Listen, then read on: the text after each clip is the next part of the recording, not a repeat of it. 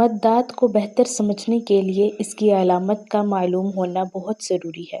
تو یہاں پر جو ہائی لائٹ کیا گیا ہے بریکٹ کے اندر، یہ مد کی علامت ہے۔ اب دیکھتے ہیں کہ مد متصل کیا ہے۔ تو حروف مدہ کے بعد حمزہ اسی کلمے میں ہو تو پھر مد متصل ہوگا، جیسے کہ جاء۔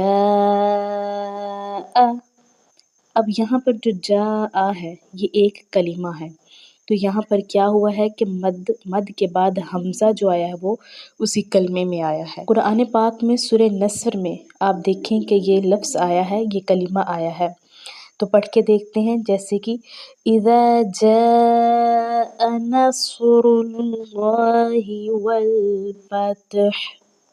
اب اس آیت میں جاء ایک کلمہ ہے اور حروف مدہ کے بعد حمزہ اسی کلمے میں آیا ہے، تو لہٰذا یہ مد متصل ہے۔